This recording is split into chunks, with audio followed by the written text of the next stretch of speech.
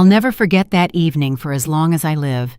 Not because it was spectacular, but because it sliced my life into a before and an after. My name is Simone Reed. I'm 34 years old, and I work as a financial analyst for a major firm in Atlanta, Georgia. I've been married to Marcus for 10 years. We don't have children, and that's a separate, painful issue. This issue hung over everything like a cold, dark shadow, a silent accusation that was never spoken but felt every single day. Marcus wouldn't talk about it, but his mother, Dolores, used it as a weapon. That was the core of the drama slowly eating us alive. The morning of that day began like any other. The alarm went off at 6:30. I took a quick shower, drank a coffee standing up, and put on my makeup in the hallway, where the moist, heavy air from the bathroom still testified to my mother-in-law, who had been busy in there for the last half hour. Dolores Henson, 62 years old, a former accountant. She'd been living with us for 6 years, ever since her husband passed away. Marcus had called it temporary back then. That temporary arrangement had turned into an iron cage for me, stretching out over 6 long years. 6 years of constant, relentless presence that occupied every corner of our shared life. I could feel the pounding in my temples, a dull ache that had become chronic, caused by the constant battle I never won. I tried to slip out of the apartment quietly, but her voice was faster. "Running off again? Did you make your husband breakfast?" My mother-in-law's voice caught up with me in the hallway, sharp as a whip crack, drenched in triumphant disapproval. I pulled my coat tighter and pressed my lips together. "Marcus can manage on his own." My response was low, almost mumbled, but she'd heard it. "Manage on his own," she scoffed. The way she said the word scoffed made it sound like an insult. "You've been letting that poor boy starve for 10 years. Good thing I'm around." I didn't answer. I'd learned not to answer. Every word was just another invitation to a fight I couldn't afford to lose. I simply walked out and closed the door softly behind me. In the elevator, I looked at myself in the mirror. Dark circles under my eyes, a worry line etched between my brows.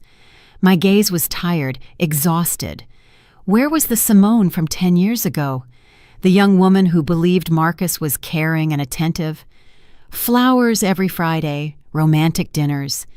It seemed so real back then. But then, Dolores Henson moved into our lives and slowly took over everything.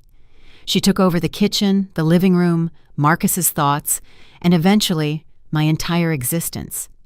At first, it was small things. Remarks about my cooking, advice on cleaning.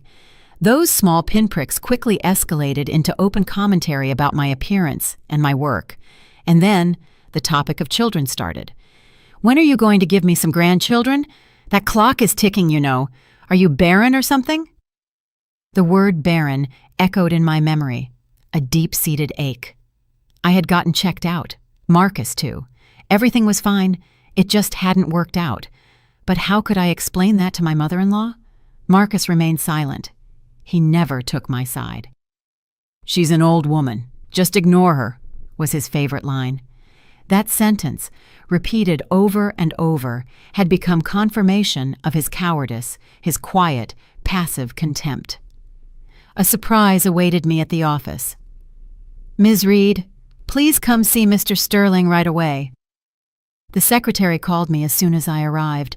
Mr. Sterling greeted me with a broad, genuine smile that washed the tiredness from my eyes. "You've been with us for 8 years, Simone. 8 years of impeccable work. Do you know how many times your reports have come back for revisions? Not once." He paused. His look was serious and full of appreciation. "Mr. Thompson is retiring. I want to offer you his position, head of the analysis department. The salary is double what you make now, enhanced bonuses and platinum tier health coverage." At first, I couldn't believe it. Department head, me. After all those years of humiliation at home, of secret doubts about my own worth, this was a slap in the face to fate, a beam of light. "Who else?" Mr. Sterling chuckled softly. "You're the best analyst we have. You've earned it." He stretched out his hand. "Congratulations. Starting tomorrow, you're the boss." I shook his hand, feeling tears well up in my eyes. Not tears of joy, but of relief. It was the shock of unexpected validation. At least somewhere, I was valued. In this place, far from my suffocating apartment, I was Simone Reed, the expert, not the useless, childless wife. The day passed in a blur. Colleagues congratulated me. Mr. Thompson walked me through the new responsibilities. I thought about how I would tell Marcus that evening. Would he be happy? Or would Dolores immediately belittle it? During my lunch break, my phone vibrated, a message from an unknown number. Dear Ms. Reed, please contact our law firm regarding the estate of Ms. Maeve Sinclair. Auntie Maeve, my deceased mother's sister, the only close relative I had left.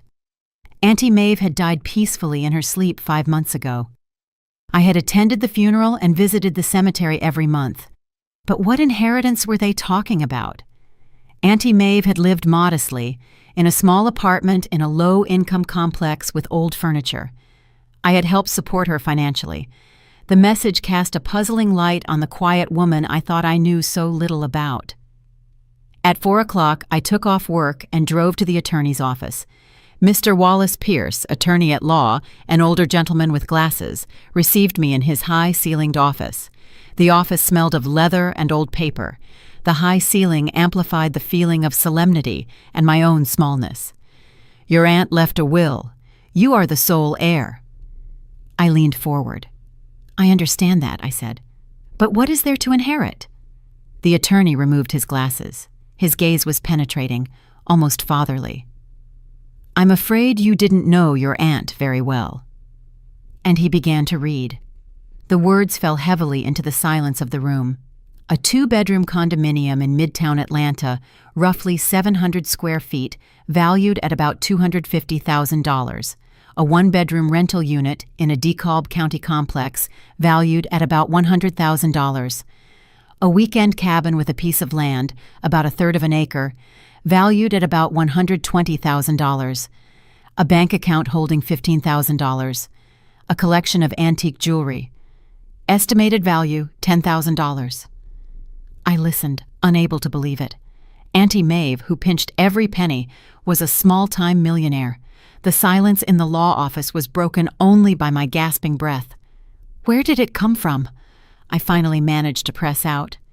Your aunt saved and invested her entire life. She bought the properties back in the 90s. He handed me an envelope, a letter from Maeve Sinclair. My hands trembled, the familiar handwriting. My dear Simone, if you are reading this letter, I am no longer here. Don't be sad. Are you surprised by the inheritance? I understand why. I saved my whole life. Your mother knew about it.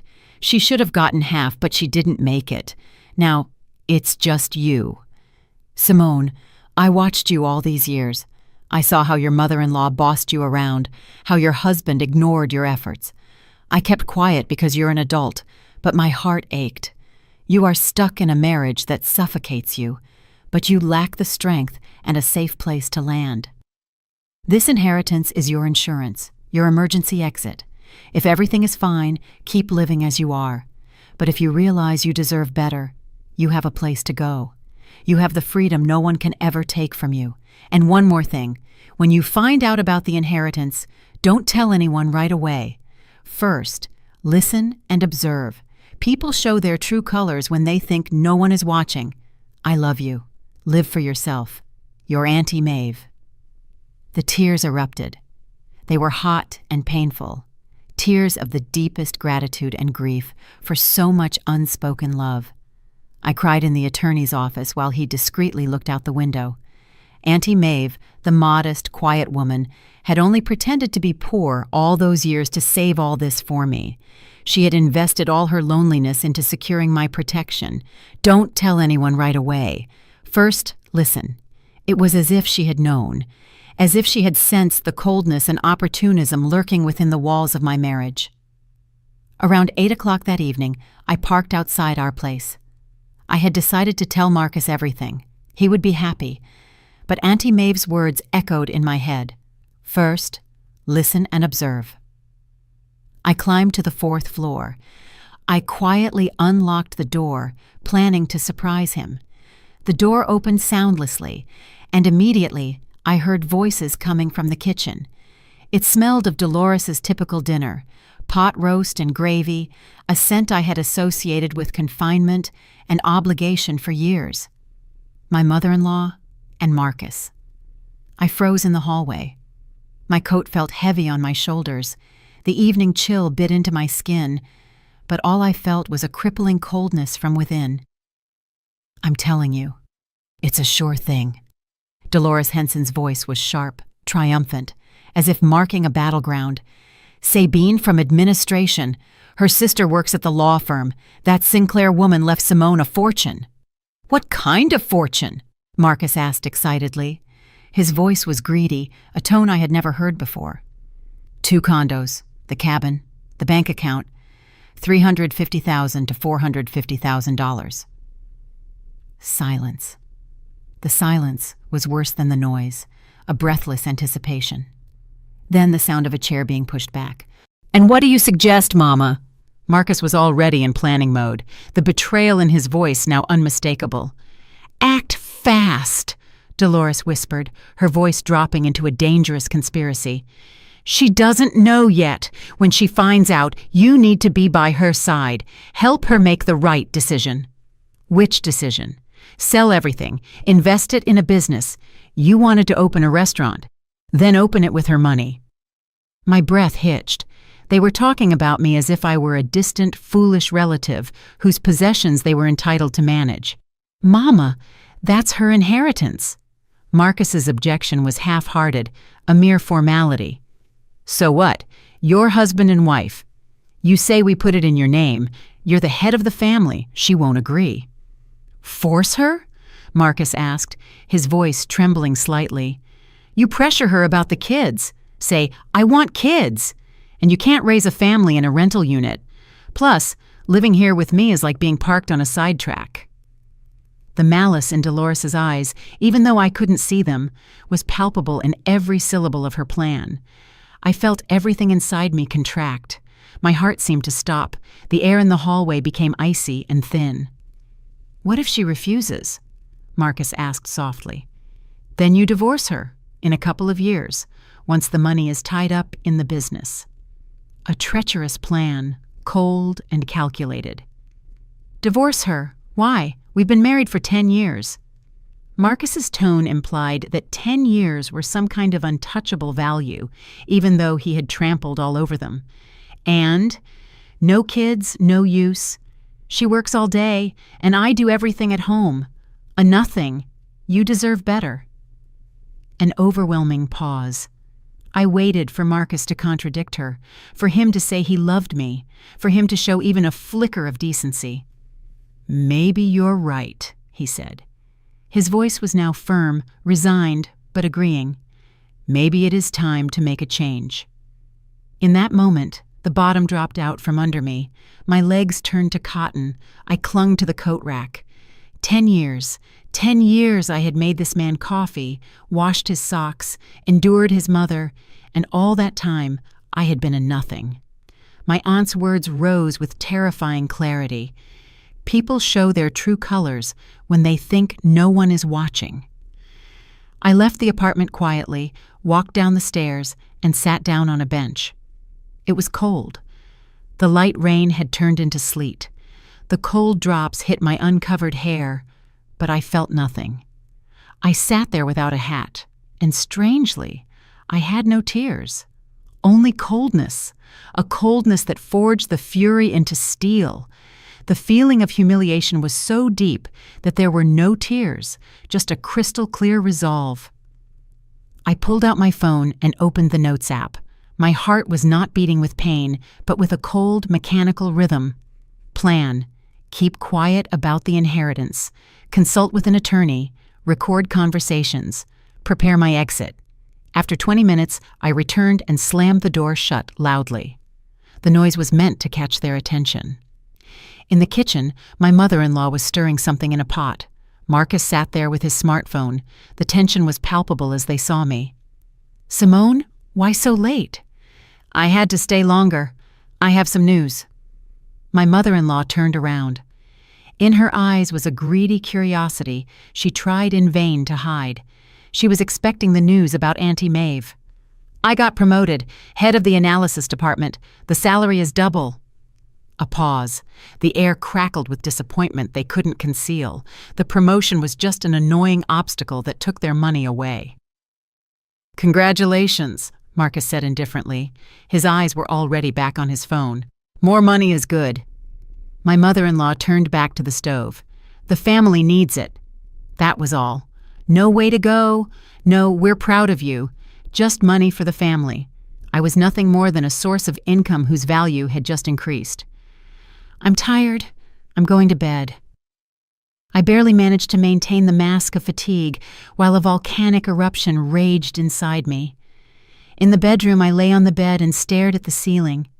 10 years with people who considered me a nothing, who were just waiting for the moment to exploit and discard me. But now I had a plan. The door creaked. Marcus. He smelled of pot roast and the cowardice he had just displayed in the kitchen.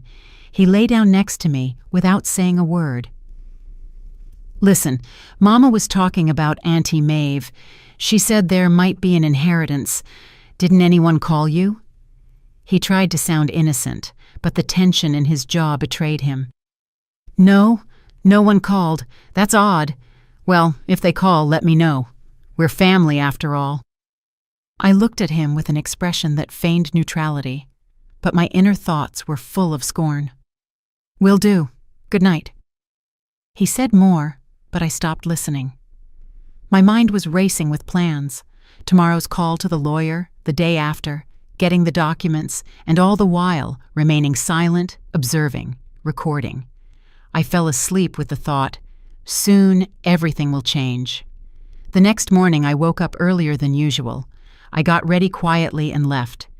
I felt the new resolve permeate my body. At the office, I called the attorney. Ms. Regina Stone, a specialist in family law. I briefly described the situation, my voice cool and professional. "Come by at 2 o'clock. We'll discuss it." At 2, I sat in her bright office with flowers on the windowsill. The office felt reassuring, far from the chaos at home. I told her everything about my mother-in-law, my husband, and the previous night. Ms. Stone listened attentively. Her eyes showed no surprise, only professional empathy. "Simone," she said, "the good news is, the inheritance is your separate property, even if acquired during the marriage. Under Georgia law, an inheritance is considered separate property and is not subject to equitable division. Your husband has no claim to it whatsoever." I breathed a sigh of relief. Auntie Maeve hadn't just gifted it to me, she had protected it. Recording conversations without consent is legally complicated, but for your own understanding, you can continue. If you want a divorce, prepare now. Open a separate bank account. Keep documents in a safe deposit box. Don't raise any suspicion. Until you're ready to leave, they will apply pressure. They will try to corner you. You must be prepared. I live in my mother-in-law's condo. She could kick me out. The thought of homelessness, even with my salary, was terrifying. "Yes, you need your own place. Ideally, your family shouldn't know about it." Ms. Stone looked at me, not just as a client, but as a woman in urgent need of rescue. "Stay strong, Simone. You have the right to a better life." I left with a clear plan and a feeling of freedom. For the first time in years, I was in control of my own life. 2 days later, I drove to the attorney's office. By evening, I was the official owner of the 2 condos, the weekend cabin, the bank account, and the jewelry collection. The keys felt heavy in my purse. Heavy keys to a new life. The condo in Midtown was beautiful. High ceilings, large windows, a view of the park. It needed renovation, but the potential was huge.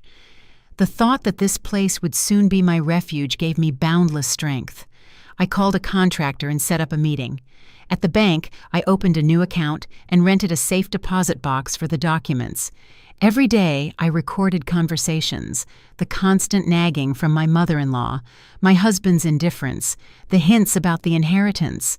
Dolores talked endlessly about the money they would soon need to unleash Marcus's potential.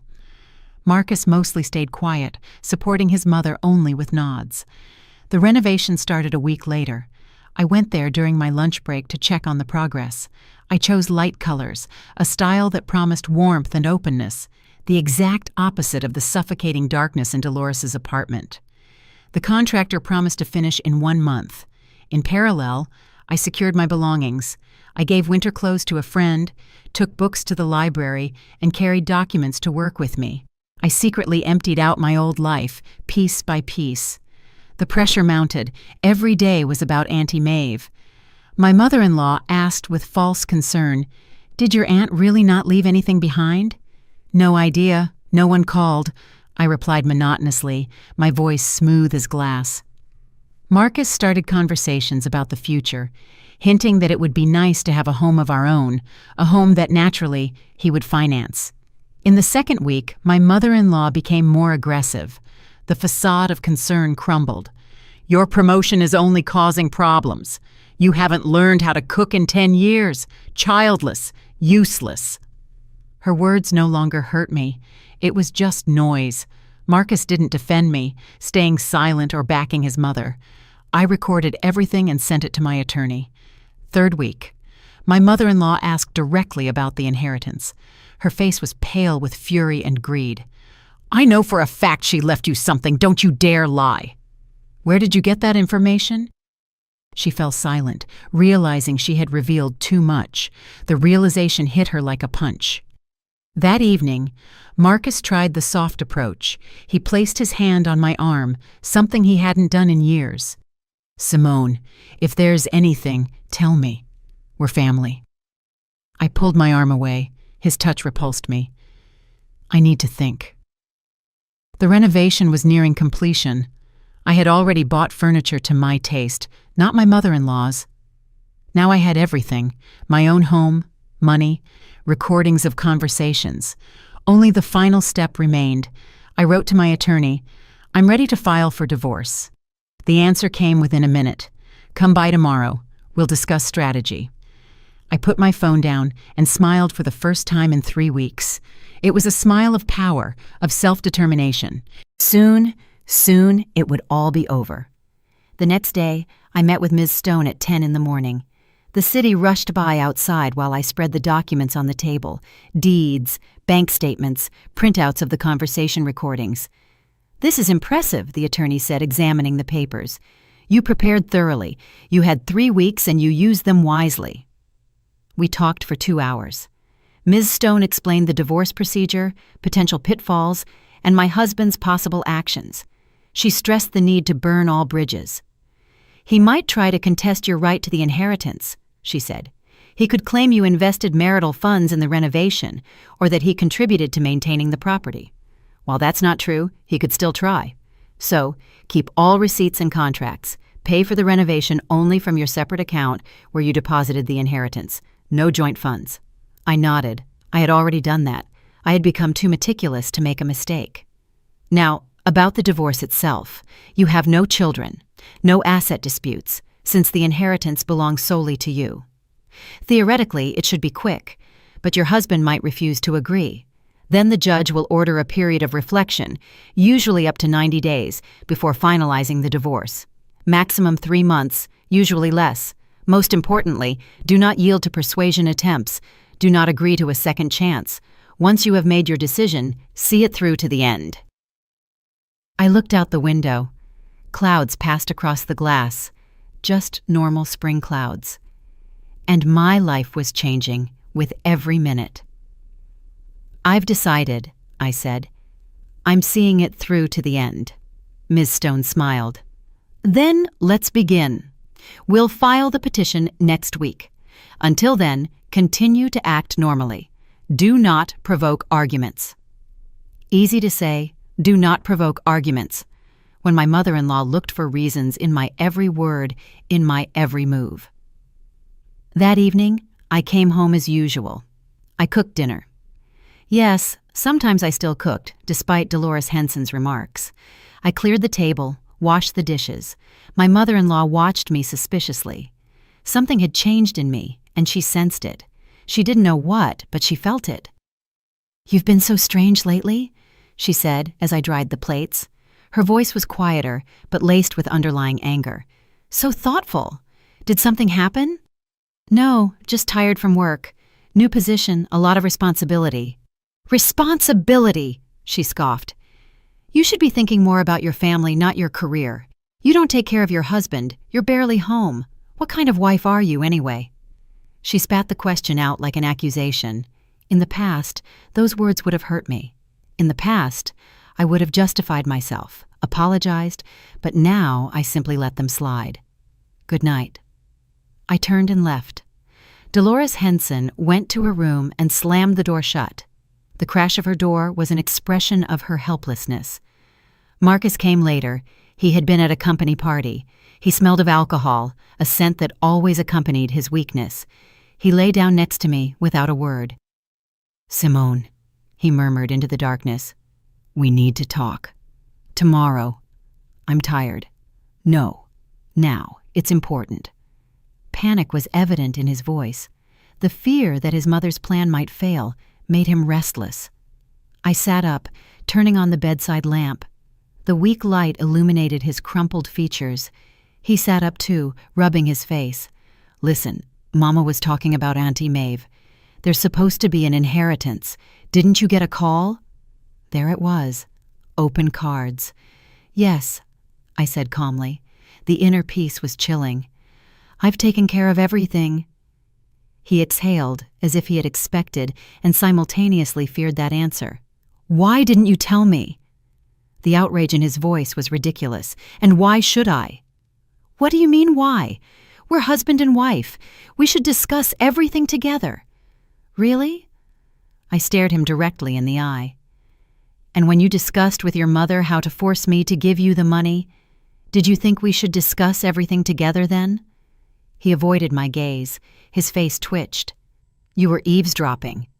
I came home, to my own home, and heard you planning to rob me." "That's not what happened." His defense was pathetic. "Not what happened? Divorce her in a couple of years once the money is tied up in the business? That's not what happened?" "A nothing? That's not what happened either?" He was silent. His face looked miserable and confused in the light of the lamp. "Simone, Mama talks crazy sometimes. You know that. But I love you. We've been together for 10 years. "You love me?" I stood up. "You kept quiet for 10 years while your mother humiliated me. You never stood up for me.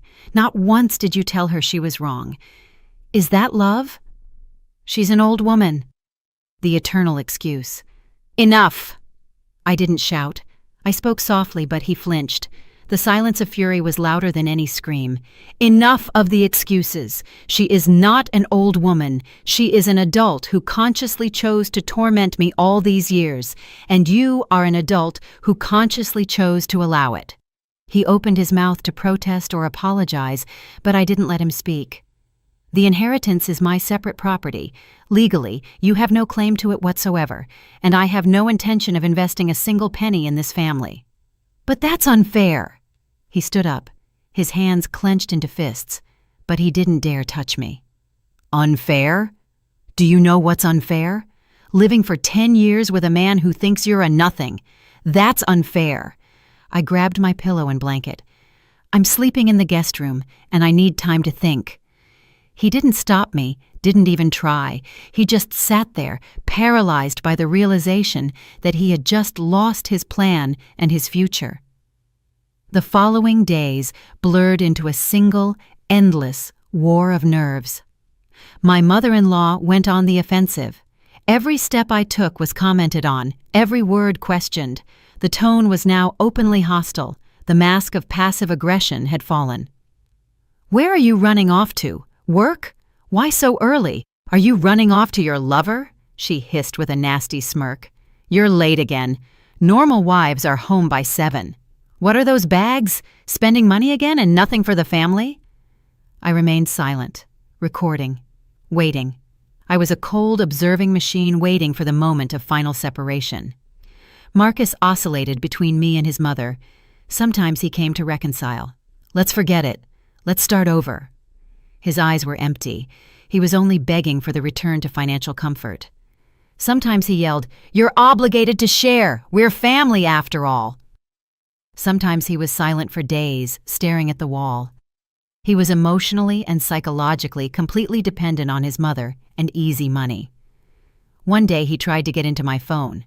I caught him in the hallway. He was digging through my purse. "What are you doing?"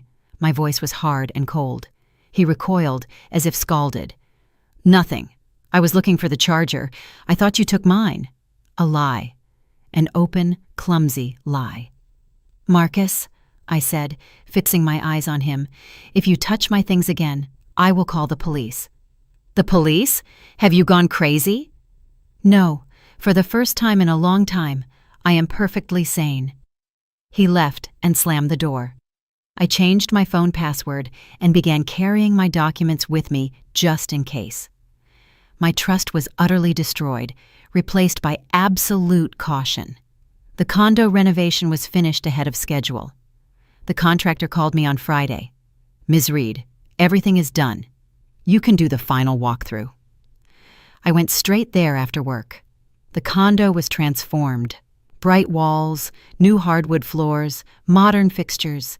Light flooded through the high windows. The furniture was already in place. My sofa, my table, my bookshelves, my home. For the first time in my life, my own home.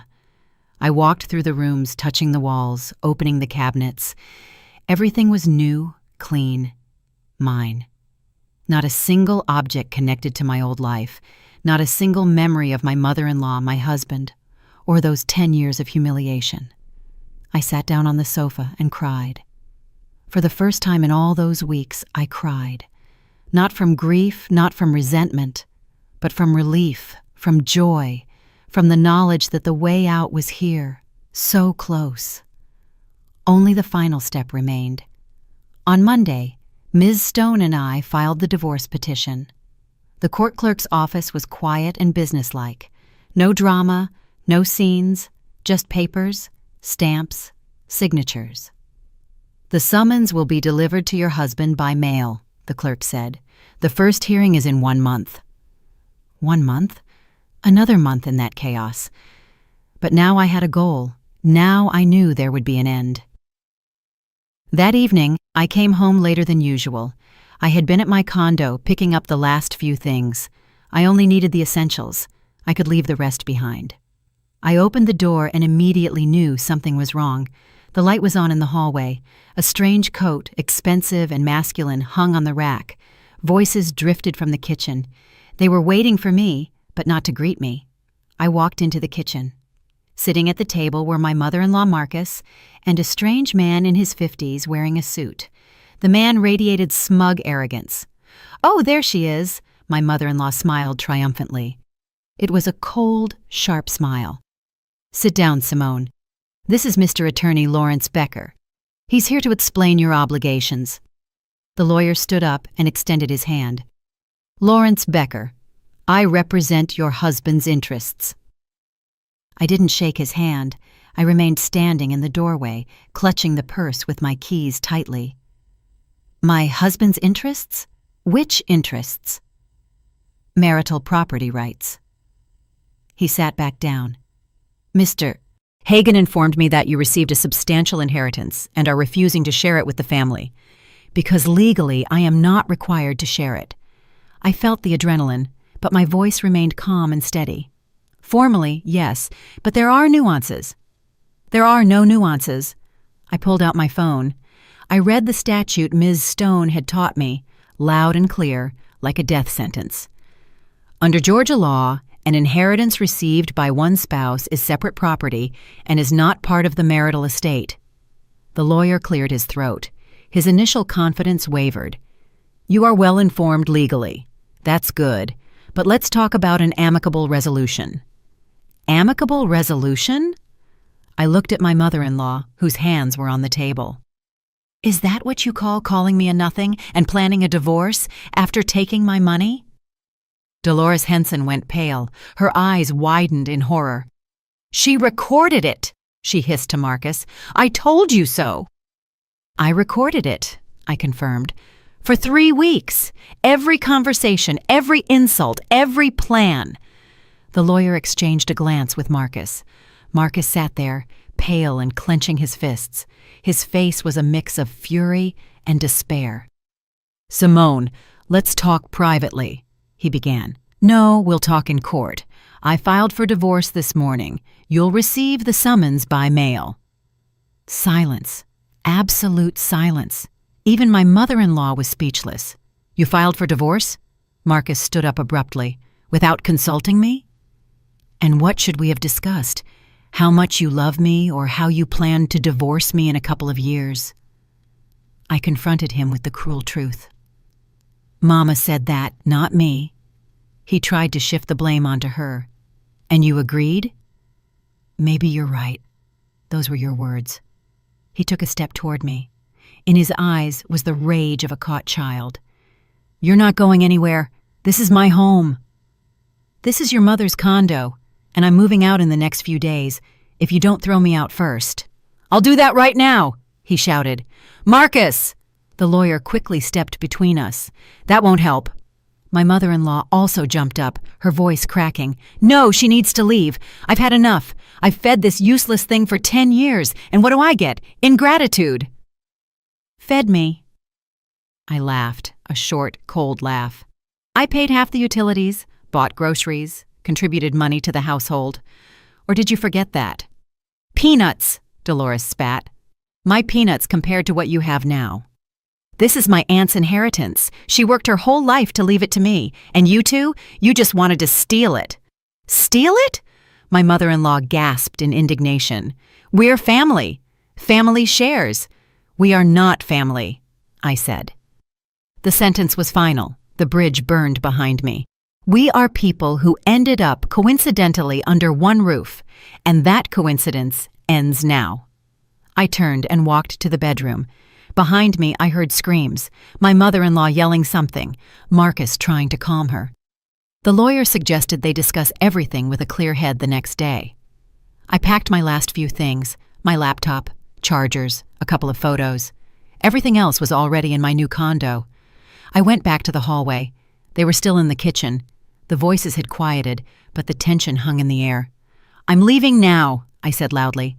"I'm leaving the keys on the little table. My attorney will be in touch with you regarding the divorce." I walked out without looking back. I felt the weight of their hostile stares on my back, but I was indifferent. Outside it was dark and cold. Fine rain lashed my face. I got into the car, put my hands on the steering wheel, and just sat there, staring straight ahead. 10 years, 3,650 days. And now it was all over. In one evening, in one conversation, no, not quite over. Ahead of me were still court, divorce, papers. But the worst was behind me. I had left. I was free. I started the engine and drove home. To my home. The condo welcomed me with warmth and silence. No screams from my mother-in-law, no silent condemnation from my husband. Just my things, my books, my coffee maker in the kitchen. The silence was a physical embrace. I made myself a cup of tea and sat by the window. The city sparkled below in lights. Somewhere out there, in one of those high-rises, Marcus and his mother were hatching new plans, looking for ways to get revenge, to punish me, to take something away from me. But it didn't matter anymore. They wouldn't succeed. My phone rang. Marcus. I declined the call. He called again, and one more time. Then messages started pouring in. "Simone, let's talk. You can't just leave. I love you. We can fix all this. Please, answer." I blocked his number. Then my mother-in-law called from the landline. I knew her number by heart. I declined her call too and blocked her number. Silence. Blessed silence.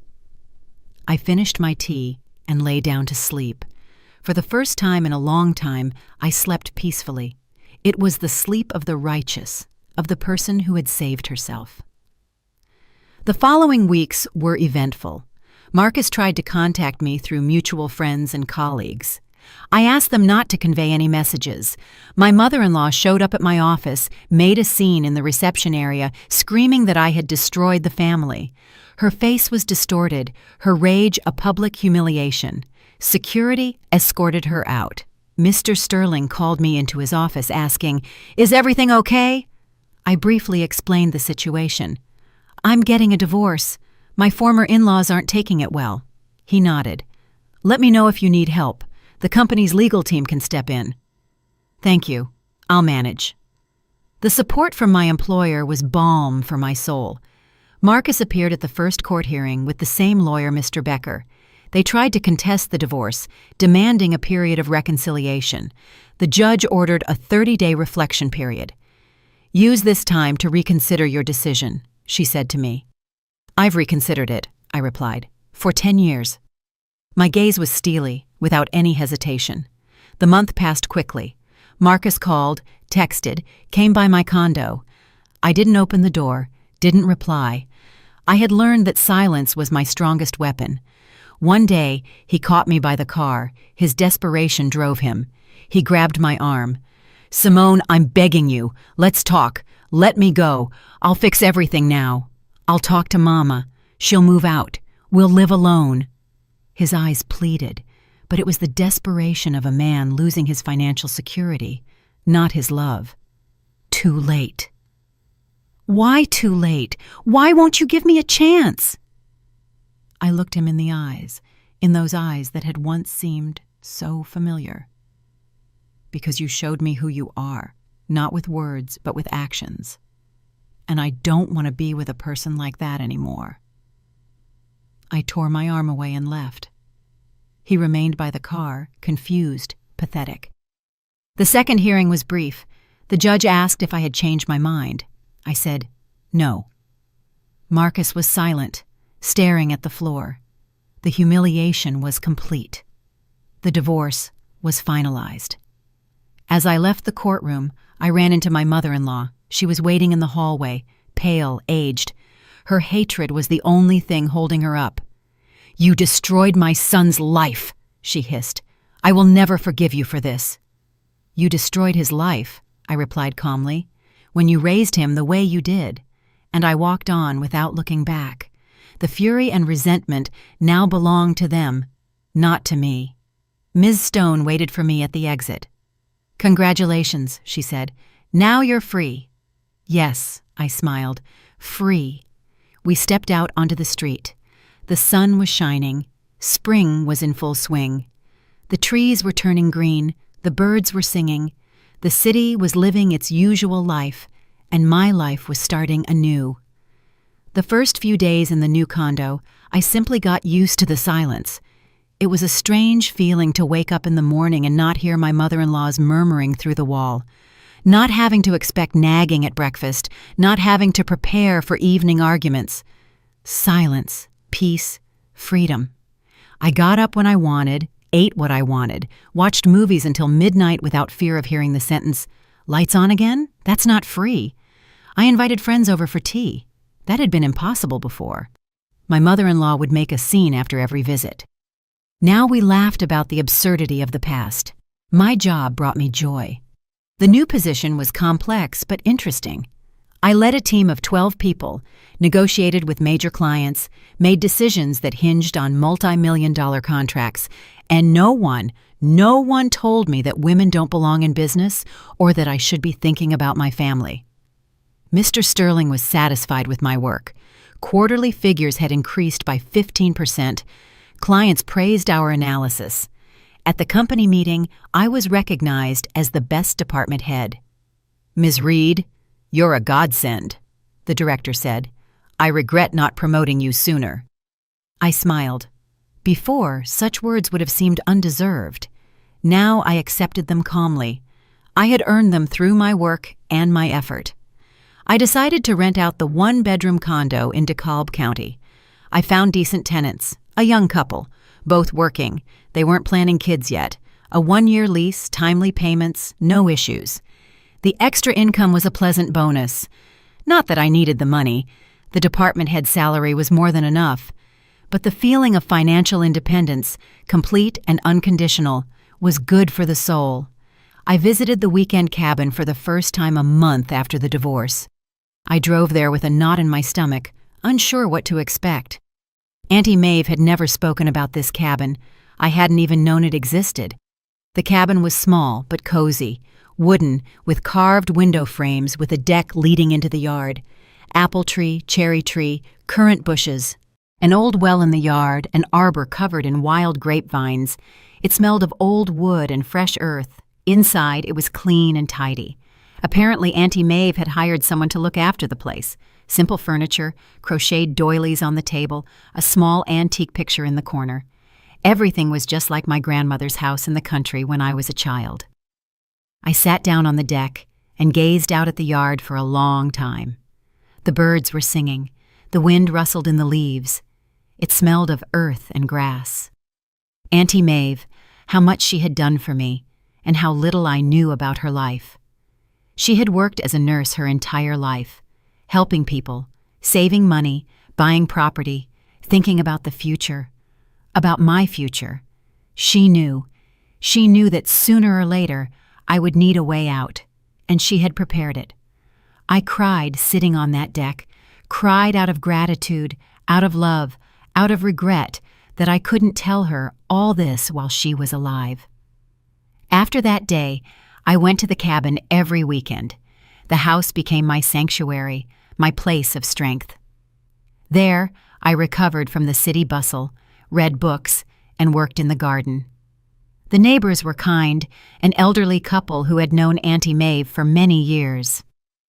"Maeve often talked about you," said Ms. Wagner, the neighbor to the right. She said, "My niece is smart and beautiful, but she got hooked up with a good-for-nothing husband." I laughed. She knew, too. Maeve Sinclair knew everything. Ms. Wagner shook her head. She was a wise woman. God rest her soul. Weeks passed.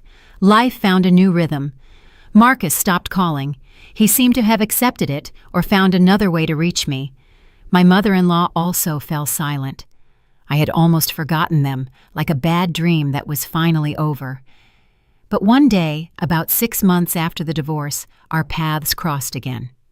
I was at a shopping mall, looking for new curtains for the cabin. A normal Saturday, lots of people, music from the speakers, and suddenly, a familiar silhouette in front of an electronics display. Marcus. I didn't recognize him immediately. He had changed, lost weight, looked haggard. His clothes were wrinkled, his face unshaven. He stood there, staring at the electronic display. He wasn't buying anything. He was just staring. My first impulse was to walk away before he noticed me, but something held me back. Curiosity, maybe schadenfreude, or simply the desire to find closure. I walked over. "Marcus!" He flinched and turned around.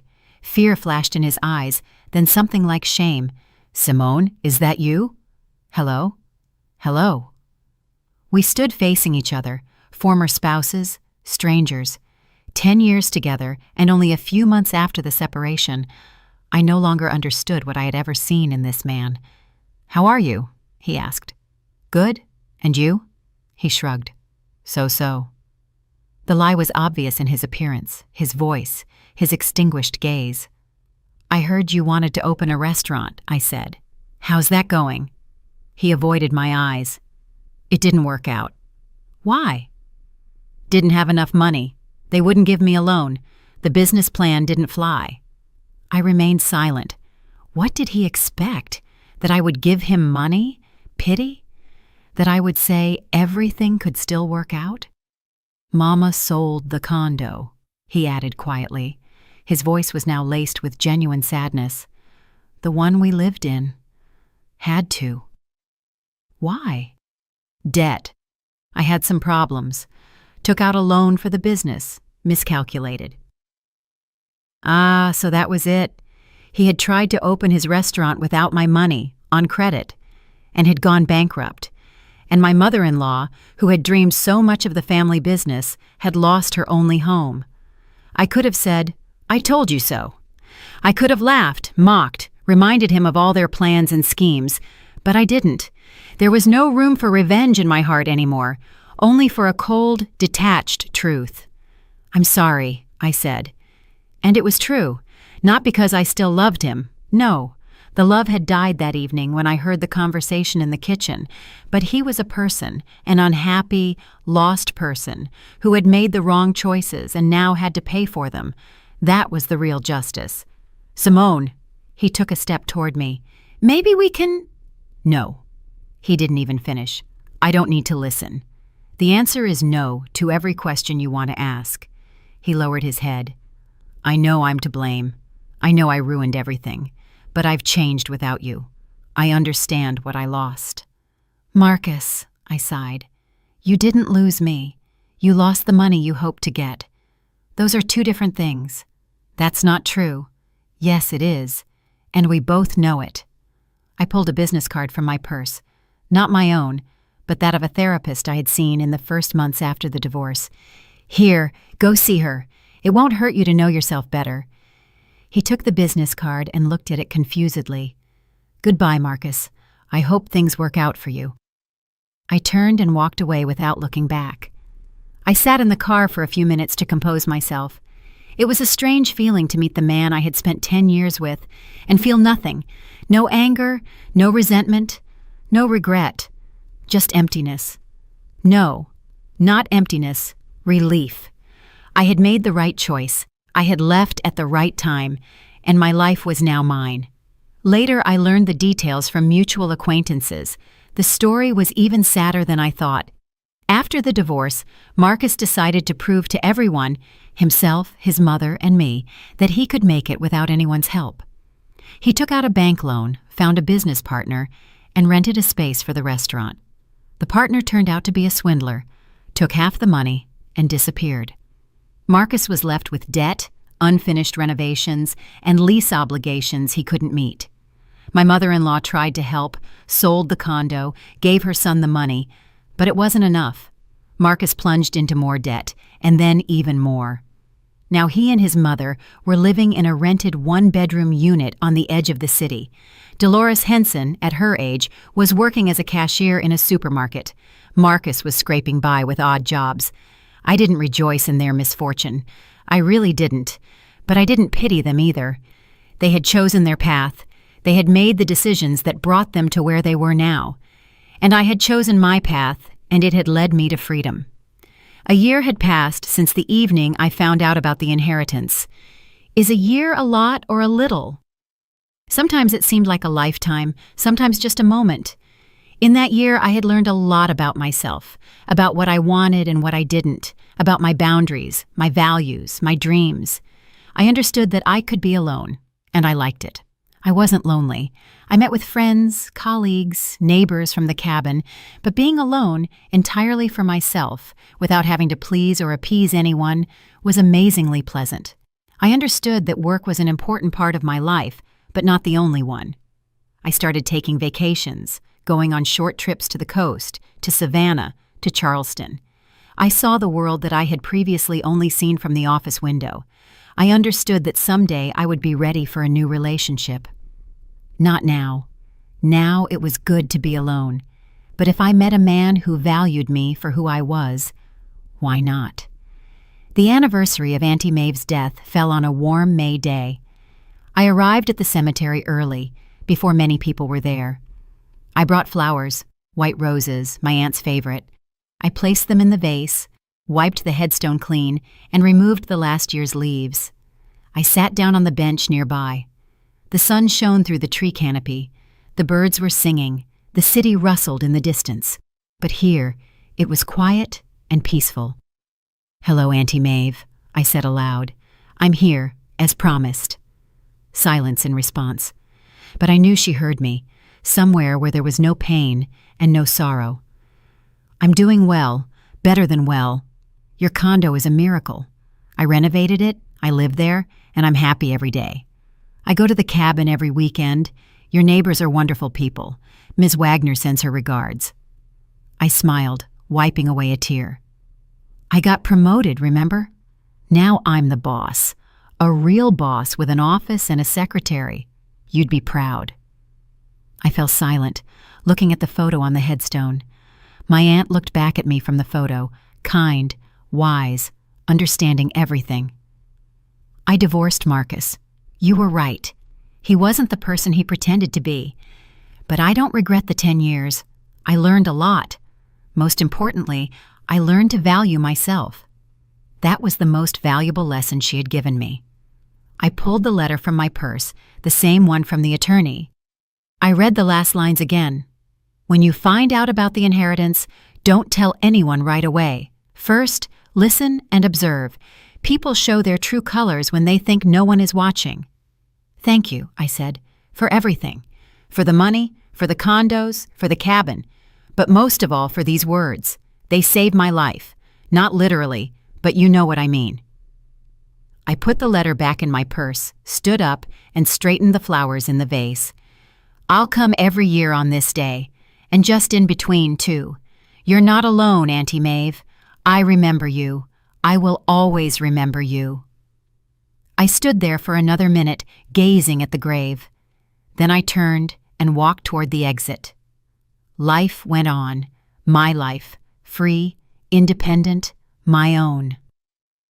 That evening, I sat on the balcony of my condo. The city spread out below me. Lights, cars, people. Millions of fates, millions of stories. And one of them was mine. The tea cooled in the cup. The wind ruffled my hair.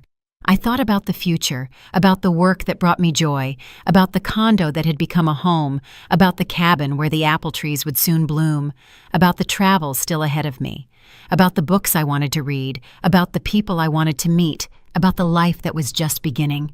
35 years old. Is that a lot or a little? Before it seemed like a lot. It seemed like the best was behind me, that nothing would change, that I would endure my mother-in-law for the rest of my days and wait for love from a man who couldn't love. Now I knew that everything was just starting. Decades lay ahead of me, decades of freedom, of opportunities, of choice. The rebirth was complete. I finished my tea, shivering slightly in the evening chill. It was time to go inside.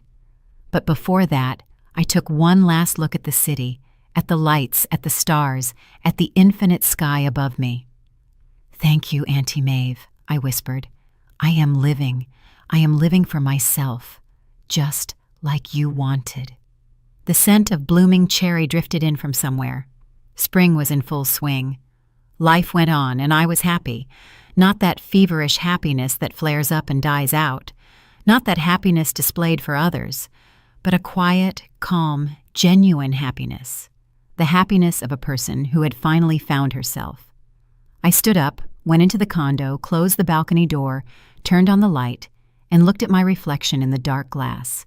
A woman in her mid-30s, successful, independent, free, with a past that taught me, a present that delighted me, and a future that beckoned. I smiled at my reflection, and the reflection smiled back. I'm really glad you're here and that I could share my story with you. If you liked it, show me by liking the video and subscribing to my channel.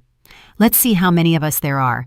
Write in the comments which city you're watching from and what time it is.